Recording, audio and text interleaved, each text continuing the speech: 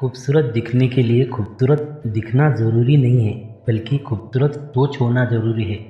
इंसान का अगर मन सुंदर है तो उसे रंग से कोई भी फर्क नहीं पड़ना चाहिए। नमस्कार दोस्तों, मेरा नाम है नीलेश। आज मैं आपके सामने एक सुंदर कथा प्रस्तुत करने जा रहा हूँ। दोस्तों, गगन नाम के एक व्यक्ति की बहुत ही ज़्यादा काली पत्नी थी। कारण वह उसे हमेशा ही चिढ़ाता था, उसे हमेशा ही ताने मारता था। उसके रंग काला होने की वजह से उसे बहुत ज़्यादा परेशानी होती थी और इस कारण वह भगवान से हमेशा ही शिकायत करती थी। एक बार उनकी नई नई शादी हुई, तब उसने अपने पति से कहा कि उसकी काले रंग की साड़ी पहनने की इच्छा है। क्या आप मुझे एक काले रंग की साड़ी दिला दोगे? जैसे ही उसने अपने पति से यह बात कही, उसका पति आग बबूला हो गया। उसने कहा कि लोग क्या कहेंगे, तुम पहले से ही तो इतनी काली हो और इसमें लोग क्या कहेंगे। लोग तो मुझे कहते हैं कैसी ब्लैक एंड वाइट जोड़ी है, तुम्हारा दिमाग ठीक है क्या, इस रंग में तुम काले रंग की साड़ी पहनोगे। और ऐसे कहते हुए उसकी आंखों में बहुत ज़्यादा आंसू आ गए और वह भगवान के पास जाती है और कहती है कि हे भगवान, आपने मुझे काला क्यों बनाया? इस धरती पर मैंने क्या पाप किए होंगे जो मुझे इस धरती पर नर्क की यातनाएं मिल रही है। हे भगवान, कुछ भी कीजिए, लेकिन मुझे इस रंग से मुक्ति दिला दीजिए। थोड़े ही दिनों बाद उसकी सास भी उसे बहुत ज़्यादा ताने मारती थी और इस कारण वह हमेशा ही परेशान होती थी और इसी कारण उनके परिवार में हमेशा ही आपस में कलह बनते रहते थे। एक बार गगन अपने मित्रों के साथ मनाली के लिए जाता है, छुट्टियां मनाने जाता है और वहां उसकी मुलाकात उसके पूर्व मित्र छगन से हो जाती है। छगन अपनी पत्नी से बहुत ही प्यार करता है, यह गगन देखता है और थोड़ी ही दिनों के बाद वह जब अकेले होता है छगन, तो गगन उसे कहता है कि अरे छगन, तुम तो यार कितने स्मार्ट हो, लेकिन तुमने पत्नी क्यों इतनी काली की? तुम्हें तो कोई भी पत्नी मिल सकती थी, तो तुमने काली पत्नी क्यों की? तो छगन ने कहा कि मेरी पत्नी काली है, इस बात का मुझे अफसोस नहीं है, क्योंकि वह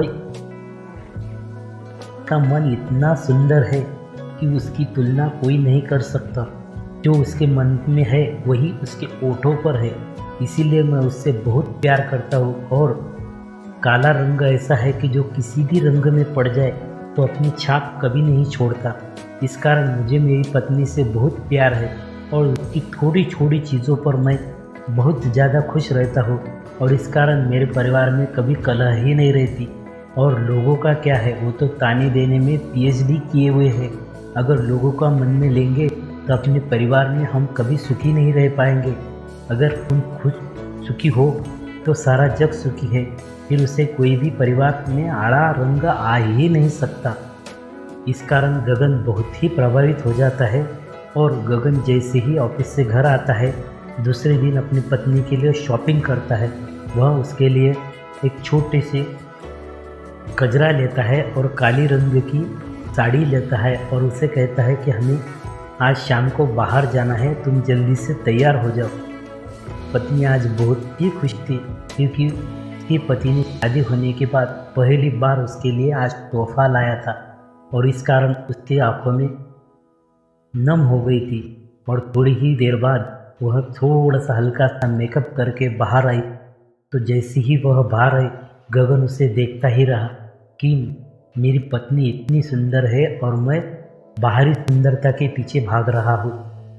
वह अपनी पत्नी के साथ में जाकर डिनर करता है और उससे कहता है कि मुझे तुमसे बहुत ज़्यादा प्यार है, आज से मैं तुम्हारे किसी बात पर शिकायत नहीं करूँगा और जो भी पिछले समय में हुआ वो तुम सब भूल जाओ और आज से अपनी परिवार जीवन का हम अलग से शुरुआत करेंगे। क्या तुम इसके लिए मेरे साथ तैयार हो?